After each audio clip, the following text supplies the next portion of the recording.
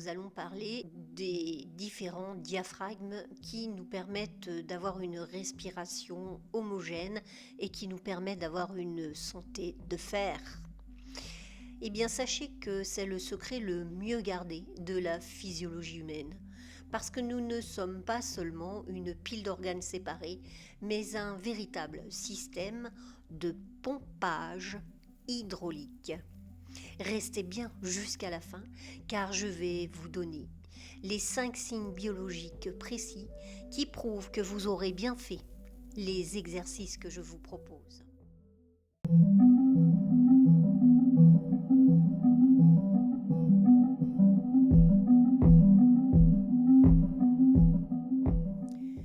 Saviez-vous que votre corps cache ce piston invisible qui s'étend du sommet de notre crâne jusque dans le fond de notre bassin? Si vous pensez que respirer ne se résume qu'à vos poumons, eh bien vous passez à côté de 80% de votre potentiel vital. Aujourd'hui, je vous montre comment activer votre moteur interne et je vais vous expliquer le fonctionnement de chacun de ces diaphragmes dont vous n'avez pas encore pris conscience. On nous a souvent parlé de ce diaphragme, ce muscle de la respiration, celui que vous connaissez tous, bien sûr, le diaphragme thoracique. Mais en réalité, nous en avons bien d'autres, du diaphragme crânien jusqu'au diaphragme du pelvis. Ils fonctionnent comme une équipe de rameurs. Si l'un d'eux se bloque, alors c'est toute la machine qui s'enraye.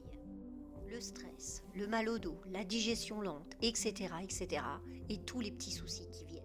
Alors, comment cela fonctionne-t-il ? Eh bien, nous allons commencer tout simplement déjà par se remémorer cette respiration qui part de l'inspire et de l'expire. Cette phase d'inspiration, lorsque vous inspirez, votre diaphragme, ce diaphragme que nous connaissons tous, descend.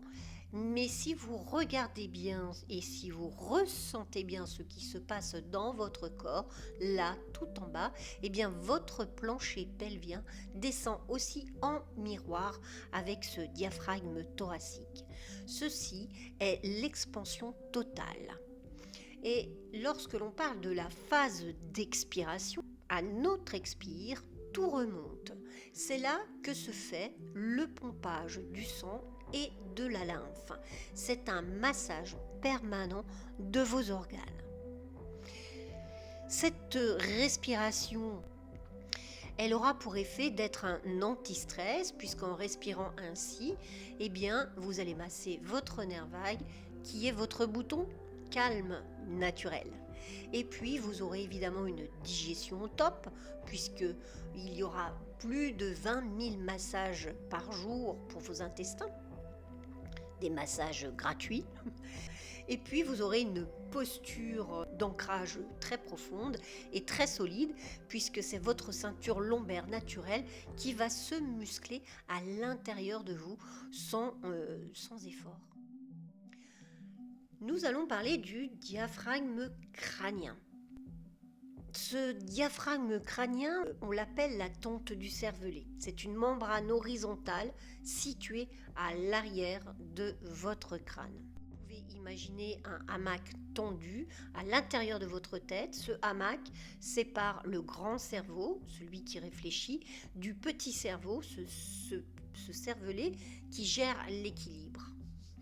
Tout comme le diaphragme dans votre ventre, ce hamac n'est pas immobile parce qu'il ondule très légèrement et va masser votre cerveau et clarifier votre esprit. À l'intérieur de votre crâne, il y a ce liquide précieux, ce liquide céphalorachidien. C'est le système de nettoyage et de protection de votre cerveau.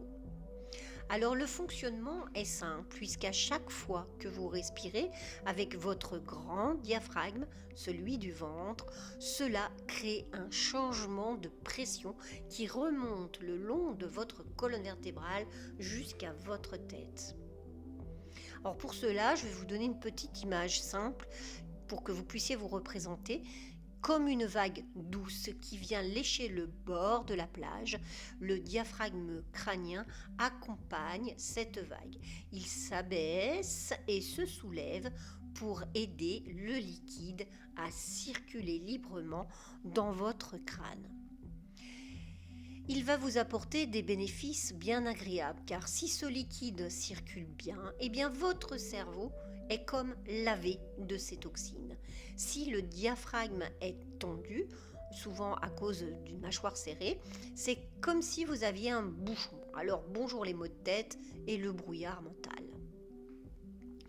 Alors pour que vous puissiez comprendre mieux le fonctionnement de ce diaphragme crânien, je vais vous inviter à fermer les yeux un petit instant et vous allez serrer fort les dents. Vous sentez cette tension derrière les oreilles ? Eh bien, votre diaphragme crânien vient de se figer. Maintenant, desserrez vos dents et placez la langue au palais, complètement collée au palais. Et imaginez que l'espace entre vos deux oreilles s'élargit de 2 cm. Cette sensation de mollir à l'intérieur de votre tête, c'est votre diaphragme crânien qui se remet à respirer. Vous pouvez refaire l'exercice plusieurs fois, serrer et desserrer les dents et ressentir les sensations. Et maintenant, nous allons parler du diaphragme buccal, que l'on pourrait appeler le tapis roulant de la langue. Parce que notre langue n'est pas juste un muscle pour manger, mais c'est le levier de commande aussi de notre respiration. Le rôle le plus immédiat de la langue au palais est de sceller mécaniquement votre bouche. En occupant l'espace buccal, elle vous oblige à respirer par le nez.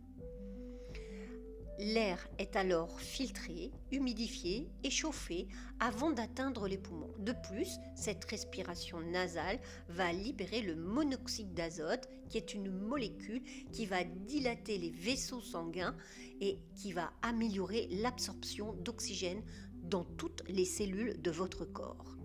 Contrairement à ce que l'on pourrait penser, lorsque la langue est basse, dans la bouche, elle a tendance à s'affaisser vers l'arrière et à bloquer partiellement le pharynx, surtout pendant le sommeil. Alors lorsque vous placez la langue au palais, elle va libérer l'espace derrière la gorge. Cela va réduire considérablement les risques de ronflement et d'apnée du soleil, puisque vous allez pouvoir respirer beaucoup mieux à travers votre nez, qui va vous apporter un alignement de la posture cervicale. Il existe une connexion neurologique et musculaire directe entre la langue et les muscles profonds du cou. Vous en tirerez ces bénéfices grâce à la langue collée au palais, car elle va agir comme un tuteur interne qui va stabiliser la tête. Cela va aider à corriger la posture de la tête projetée vers l'avant lorsqu'on est souvent devant les écrans et va réduire ainsi les tensions que vous pouvez avoir aux épaules et vos douleurs cervicales. Le palais est aussi enrichi en terminaisons nerveuses. Le simple contact doux de votre langue avec cette zone va stimuler le système parasympathique. Cela va créer ainsi un signal de sécurité pour votre cerveau. Il va abaisser instantanément le niveau de stress et ceci est une technique utilisée par de nombreuses traditions méditatives pour stabiliser et purifier notre mental. Alors vous allez me dire, mais comment je fais pour bien positionner ma langue ? Eh bien tout simplement, vous pouvez prononcer le N ou le L. L'endroit où votre langue vient de frapper derrière vos dents du haut est le point de départ.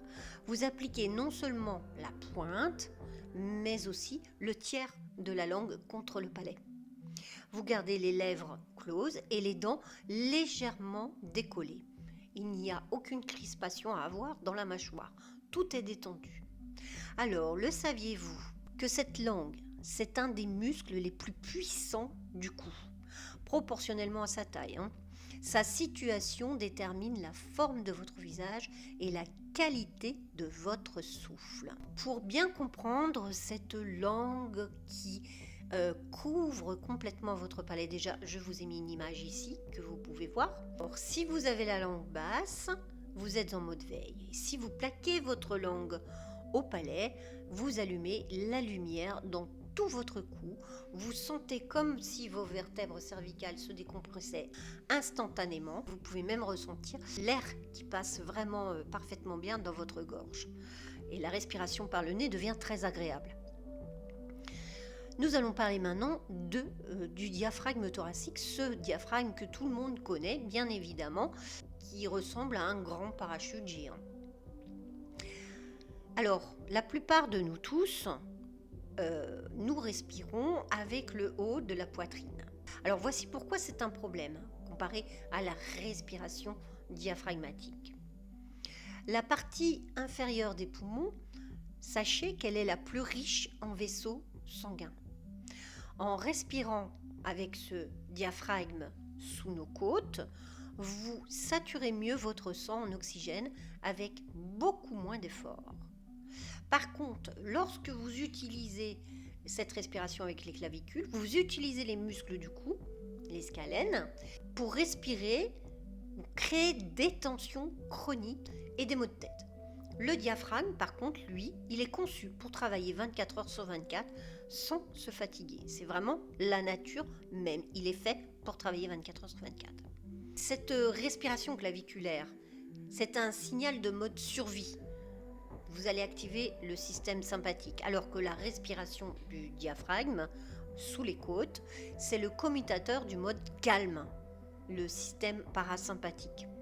Et c'est celui qui va vous mettre en mode vraiment super zen.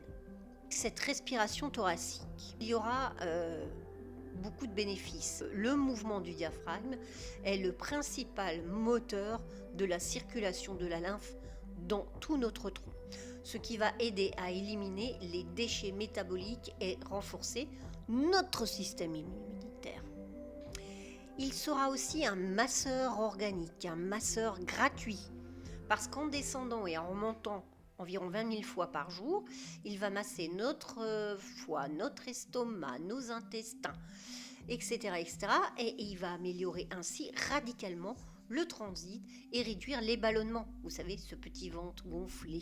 Il va améliorer aussi la santé du dos. Ce diaphragme est relié aux vertèbres lombaires.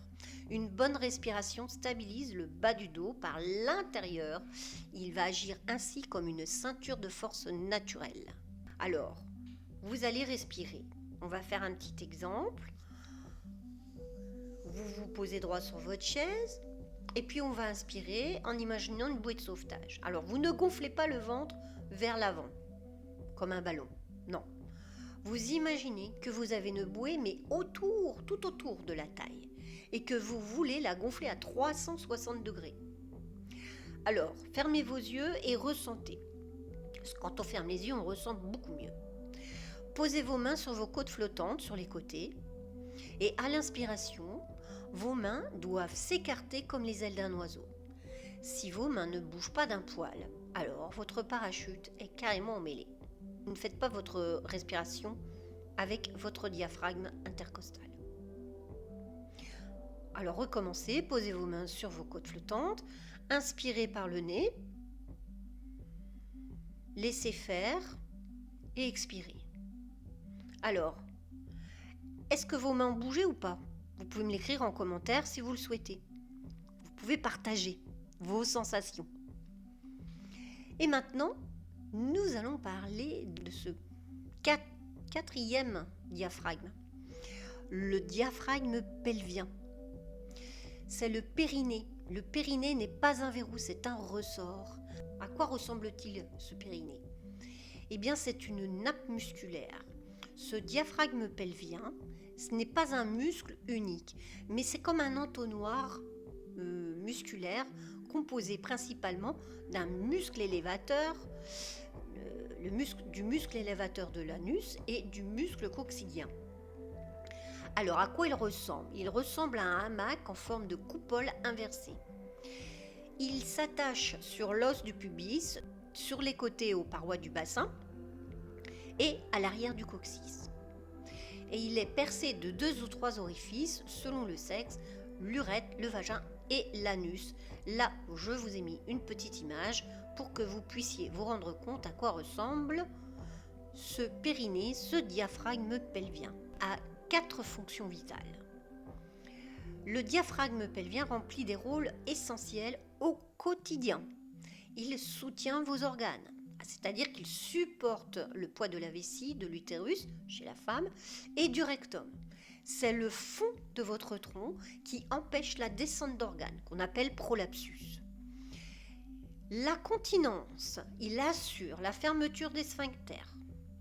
Sa tonicité permet de retenir l'urine ou les matières fécales jusqu'au moment voulu. Il a une fonction sexuelle aussi, puisqu'il va jouer un rôle majeur dans la sensibilité et les sensations lors des rapports sexuels. Et il va favoriser une stabilité posturale, puisqu'en travaillant avec les abdominaux profonds et les muscles du dos, il va stabiliser votre bassin et la colonne lombaire.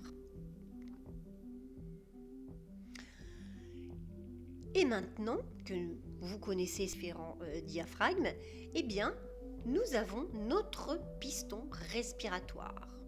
Et nous allons faire le lien avec le diaphragme thoracique et le périnée.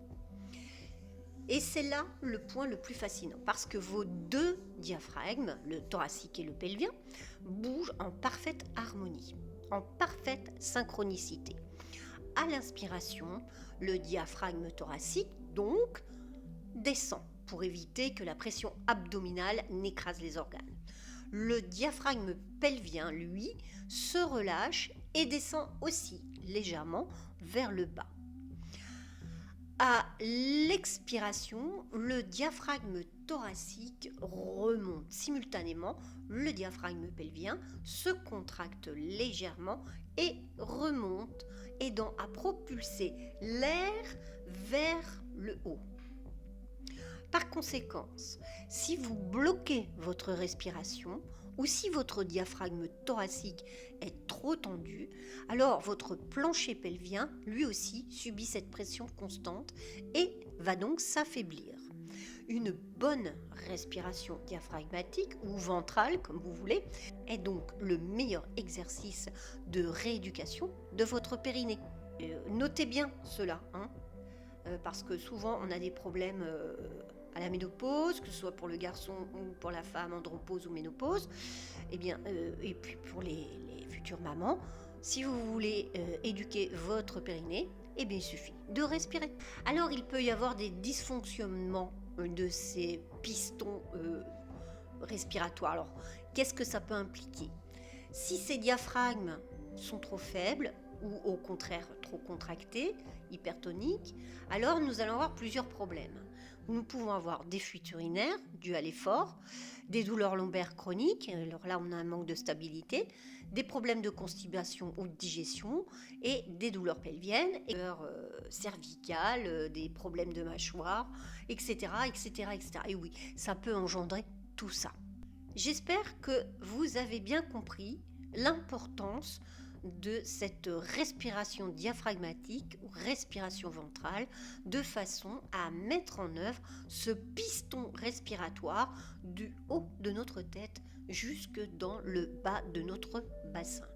Et pour cela, nous allons nous mettre en œuvre ensemble. Vous n'allez pas rester seulement des spectateurs puisque nous allons travailler ensemble la respiration.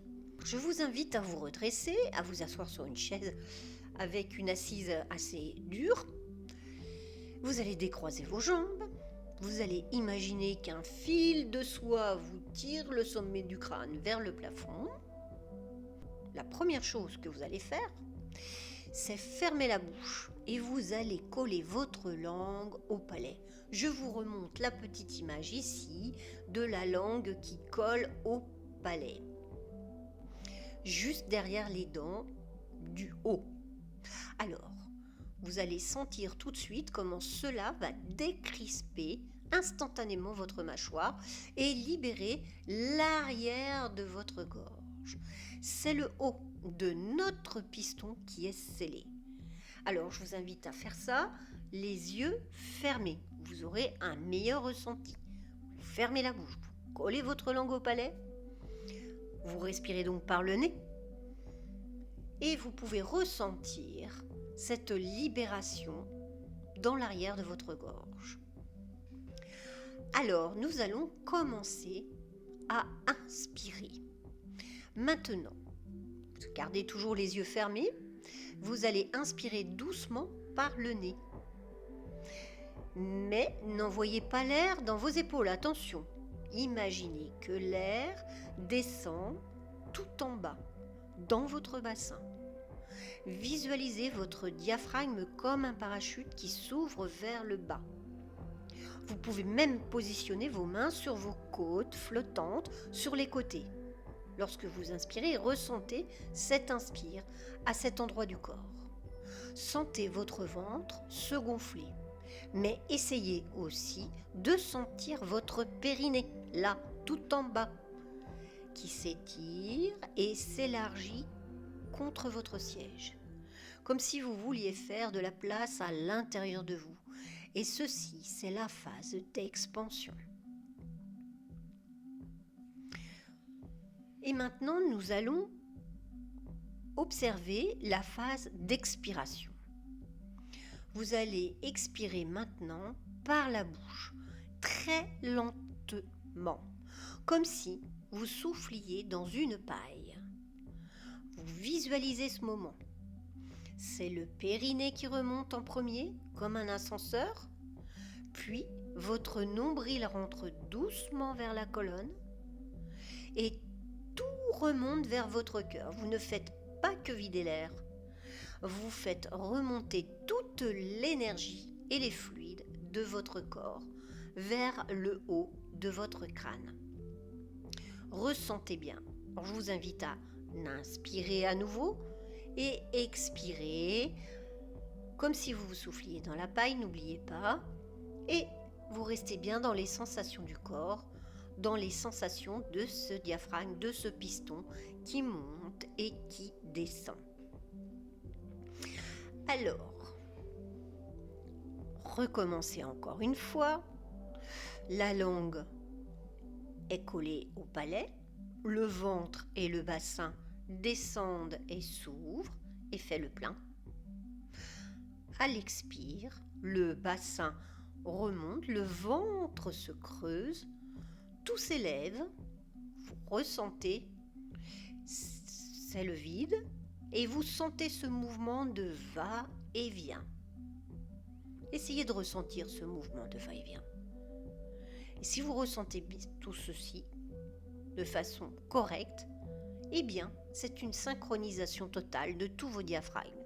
Votre piston de respiration est parti, il est mis en œuvre.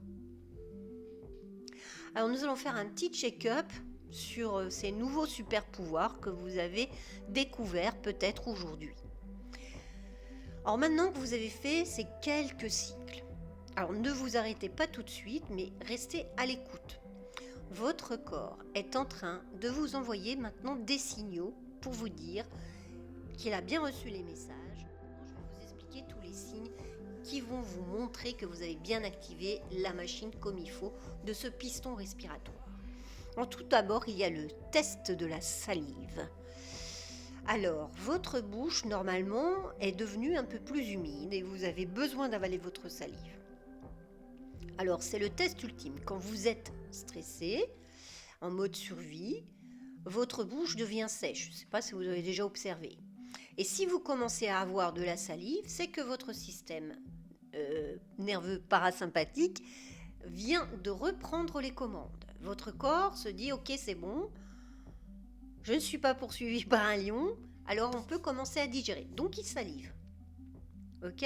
Ça, c'est lorsque vous avez bien inspiré et expiré.